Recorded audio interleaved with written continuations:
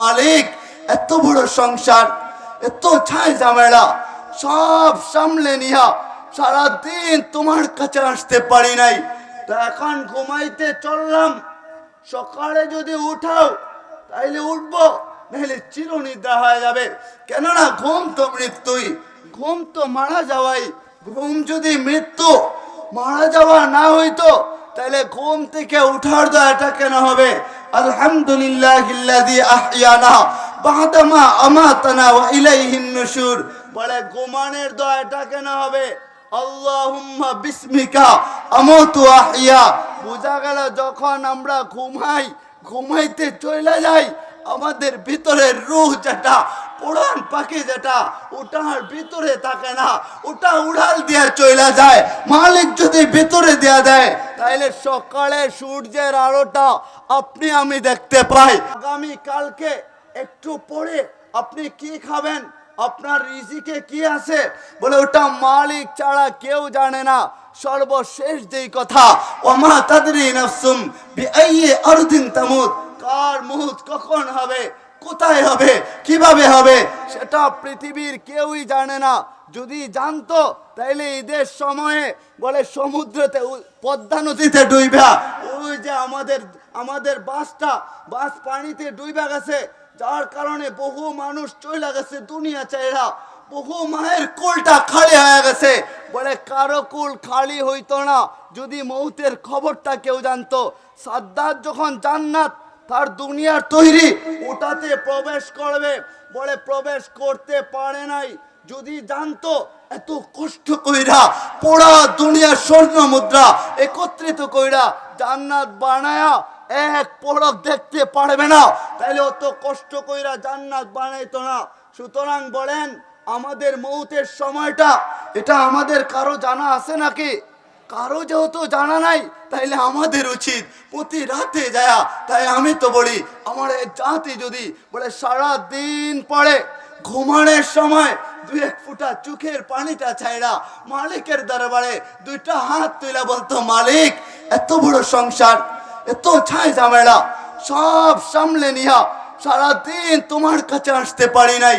তো এখন ঘুমাইতে চললাম, সকালে যদি উঠাও তাইলে উঠবো, নাহলে চিরনিদ্রা হয়ে যাবে। কেননা ঘুম তো মৃত্যুই, ঘুম তো মারা যাওয়াই। ঘুম যদি মৃত্যু মারা যাওয়া না হইতো তাহলে ঘুম থেকে উঠার দয়াটা কেন হবে? আলহামদুলিল্লাহিল্লাযী আহইয়ানা বা'দামা আমাতানা ওয়া ইলাইহিন নুশুর। বলে ঘুমানোর দয়াটা কেন হবে? আল্লাহুম্মা বিসমিকা আমুতু আহইয়া।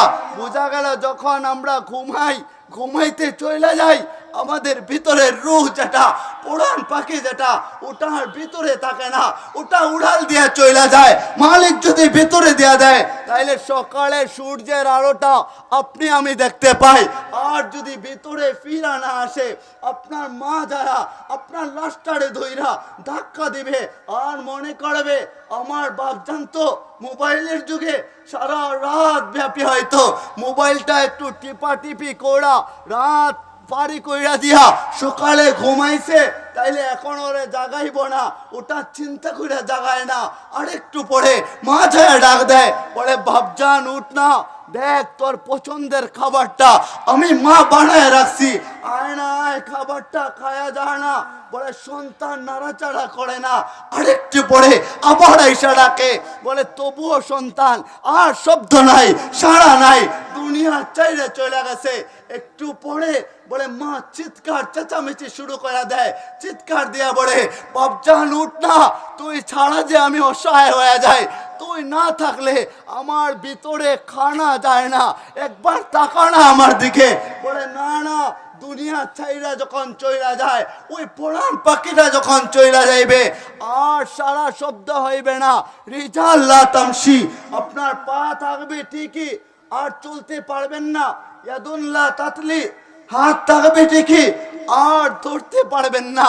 এই চামড়ার হাত আগে যেভাবে ইচ্ছা প্রয়োগ করতেন, এখন আর প্রয়োগ করতে পারবেন না। আইনুল্লাহ তানজুর, বলে চক্ষু থাকে ঠিকই, চামড়ার চক্ষু দিয়া দুনিয়া দেখছেন, এখন আর এই চক্ষু দিয়া দেখা যায় না।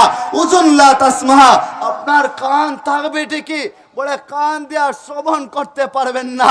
আপনার ভাই ডাক দিয়ে আপনারে বলবে লাশ, আপনার বাবা বলবে লাশ, মা বলবে লাশ, ভাই বোন সকলে আওয়াজ কইরা চিৎকার দিয়া দিয়া সকলে একই সুরে বলতে থাকবে লাশ লাশ লাশ। বলে আমাদের আপন তো দুনিয়ায় জন্মের সময়ও কেউ ছিল না, ওই মরে যাওয়ার পরেও কেউ থাকবে না। কেননা হাসরের ময়দানটা এতটা ভয়ানক হবে, এত ভয়াবহ রূপ হবে। বলে ওটা আমি বলি নাই, মালিক বলে ইয়াউমা ইয়াফিরুল মারউ মিন আখিহি ওয়া উম্মিহি ওয়া আবিহি ওয়া সাহিবাতিহি ওয়া বানিহি।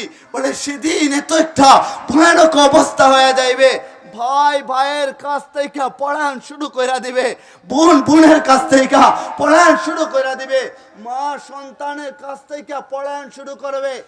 এক নেকির জন্য যখন আটকা পড়ে যাবে তখন মালিক বলবে তুমি তো এক নেকির জন্য আটকা পড়ে গেছো, এক নেকি হইলে তুমি জান্নাতি হইবা। বলে মালিক এক নেকি তো আমি ব্যবস্থা করে ফেলবো, পুরো জীবন কাটায় দিলাম যে স্ত্রীর জন্য, স্ত্রীর কাছে যাইতে দেরি হবে, নেকি দিতে দেরি করবে না, পুরো জীবন কাটায় দিলেন যে সন্তানের জন্য। বলে মালিক দেখো আমার সন্তানের কাছে যাব, আর একটা নেকি নিয়ে আইসা আমিও জান্নাতে চলে যাইব। যাবে সন্তান মা বাবা সবার কাছে, বলে না না কেউ পরিচয় দিতে চাইবে না, সবাই পড়ান শুরু করে দিবে। এত একটা ভয়ানক অবস্থা, কেউ কারো কাজে আসবে না। জাহান্নাম যখন চিৎকার মারবে, দাও দাও আগুন যখন জ্বলবে। এখানে অনেকে সমুদ্র ভ্রমণ, সমুদ্র দেখেছেন, সমুদ্রে গিয়েছেন, ওখানে সমুদ্রের ঢেউ আপনারা দেখেছেন। সমুদ্রের ঢেউ থেকে যদি অনুমান করেন এত ভয়াবহ ঢেউ যদি এখানেই হয়, দুনিয়ায় হয়, না জানি জাহান্নামের আগুনের ঢেউটা যখন উত্তাল মারবে, চিৎকার দিবে, আর চিৎকার দিয়ে দিয়ে বলবে মালিক তুমি না বলছিলা আমারে হাসরের ময়দানে সেদিন আমারে তুমি আমার খোরাকি দিবা, আমার খানা দিবা, দাও না, খিদা লাগছে মানুষকে আমার বুকে দিয়ে দাও না। এত ভয়াবহ অবস্থায় জাহান্নাম সামনের দিকে আগাতে থাকবে, আর মানুষজন সকলে বলতে থাকবে নাফসি নাফসি, মালিক আপনি আমারে বাঁচান। যেখানে মুসা আলাইহিস সালামের মতো নবী, পয়গম্বর, বনি ইসরাইলের উন্নত নবী, তিনিও বলবেন লা আসআলুকা উম্মতি, ও মালিক আজকে আমি উম্মত সম্পর্কে জানতে চাই না। লা আসআলুকা উম্মি, আমার মাকে চাই না। লা আসআলুকা উখতি, বোনকে চাই না। লা আসআলুকা আখি, বলে ভাইকে চাই না। আজকে আমি কাউরে চাই না। আসআলুকা নাফসি, ও মালিক আপনি আমারে বাঁচান, আমারে বাঁচান। যেখানে জিব্রাইল আমিনের মতো ফেরেশতা, বলে কত দামি ফেরেশতা, কত উন্নত ফেরেশতা, দুনিয়ায় নবীদের কাছে, পয়গম্বরদের কাছে যিনি ওহী নিয়ে আসতেন। বলে ওই ফেরেশতা সেদিন আল্লাহ ডান পাশে থাকবেন, আর আল্লাহ ডান পাশে থাইকা জমিনের মধ্যে পড়ে যাইবেন, আর মাথাটা নিচু করে ফেলবেন, দুটা হাত উঁচু উঁচু করে ফেলবেন, মালিকরে বলবেন মালিক সাল্লিমনি নাফসি, ও মালিক আমারে শান্ত করে দাও, জাহান্নামের আগুনটা থামায় দাও না। চিৎকার শুরু করে দিছে। সবাই যখন চিৎকার চেঁচামেচি শুরু করে দিবে, বলে এক জায়গা থেকে শুধু একটা আওয়াজ আসবে, এক জায়গা থেকে, ওই দূর থেকে শোনা যায়। বলে কোথ থেকে শোনা যায়, কি আওয়াজ শোনা যায়? তিনি সেজদায় পড়ে থাকবেন, আর সেজদায় পড়া হাসরের ময়দানে চোখের পানিটা ঝরায় ঝরায় বলবেন ইয়া রব্বে উম্মতি, ইয়া রব্বে উম্মতি। বলি না আল্লাহু আকবার, চিৎকার দিয়ে বলি না আল্লাহু আকবার। শুধু আপনার আমার নবী, তিনি বলবেন মালিক আজকে আমার উম্মতকে বাঁচান না, মাকামে মাহমুদ আসবে। বলে ব্রাহ্মমান একটা বাহন, বলে এত দামি একটা বাহন যেটা আমার নবীজির জন্য আল্লাহ স্পেশাল ভাবে বানাইছেন। হায় ওটা যখন আসবে, নবীজিকে মালিক বলবেন মাকামে মাহমুদে উঠো। নবীজি বলবেন মালিক না উঠলে কি হয় না, কান্না করবেন, চোখের পানি ছড়াইবেন। আরে আপনার আমার জন্য যেখানে আমাদের জীবনটা অন্যায়ে ভরপুর হয়ে যায়, যেখানে রাতে যায় মালিকের মনে পড়ে না, যেখানে দিনে যায় তবুও মালিকের কথা মনে হয় না, দুনিয়ার সব মনে থাকে, মালিকের কথা মনে পড়ে না। সেখানে আপনার আমার নবী ওই হাসরের ময়দানে যায়া বলবে, মালিক আমার উম্মতের কি হয়ে যাইবে, আমি মাকামে মাহমুদে উঠতে চাই না। আল্লাহ ধমক দেয়া বলবেন, দোস্ত আমার হাবিব মাকামে মাহমুদে আপনি উঠেন। নবীজি এক পা মাকামে মাহমুদে রাখবেন, আরেক পা হাসরের ময়দানে রাখবেন। বলে, মালিক একটু অনুমতি দেন না, আমি যদি জান্নাতে চলে যাই, আমি জানি না আমার উম্মত জান্নাতি নাকি জাহান্নামী হইবে।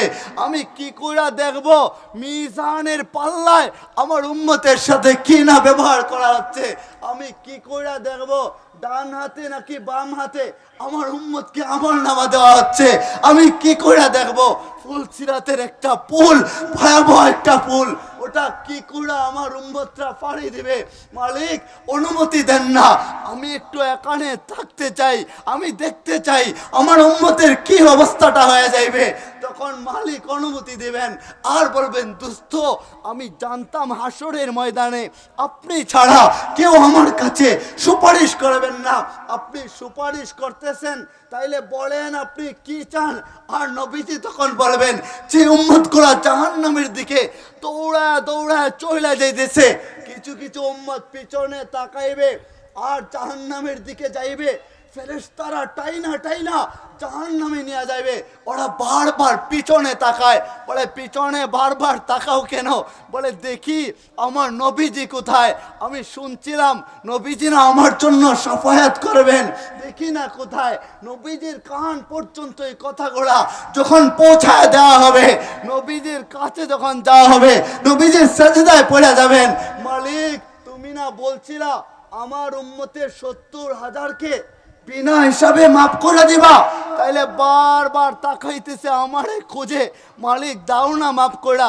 মালিক বলে, দোস্ত তুমি বলে ফেলছো? বলে হ্যাঁ আমি বললাম। বলে যাও না, আমি অনুমতি দিলাম, যাকে যাকে পছন্দ ইশারা করো, তুমি ইশারা করবা, আমি তাকে তাকে টাইনা টাইনা আমার তৈরি নাজ নিয়ামত ওয়ালা জান্নাতে প্রবেশ করায় দেব। আহা, বলে আমাদের ভাবনার দরকার ছিল, রঙিন দুনিয়া আর কয়দিন আমরা থাকবো, আমাদের ভাবনার দরকার ছিল যেদিন চইলা যাইব, আত্মীয় স্বজন যাদের আছে, অনেকের ছোট বাচ্চারা আছে, যে বাচ্চারা আপনি ঘরে যাইতে দেরি হয় আর বাচ্চা লাভ দিয়া আপনার কোলে উঠে বলে, আব্বু তুমি চলে আসছো, বলো না আমার জন্য কি নিয়ে আসছো, মজা নিয়ে আসছো নাকি আমার জন্য? বলে আব্বু একটু বাহানা করে, তুমি জানো মা আমারে পিটুনি দিল, একটু কোলে নাও না। ছোট বাচ্চারা বাহানা করে কি করে না? সকলেই বলি না করে কি করে না? বলে বাহানা করে। আপনার ছোট বাচ্চা কষ্ট পাইলে, ও অসুস্থ হইলে দিলটা আপনার ফাইটা যায়, কলিজা ফাইটা রক্তক্ষরণ শুরু হয়ে যায়। ওই ছোট বাচ্চাটা যখন আপনার জন্য চিৎকার দিবে, আপনার বাচ্চাটা দৌড়ায় দৌড়ায় বাজারে যাবে আর কাফনের কাপড়টা নিয়ে আসবে, কাফনের কাপড়টা নিয়ে এসা বাড়ি রাঙিনা দিয়া তাকায় দেখে তার ছোট বোনটা দৌড়াইতেছে।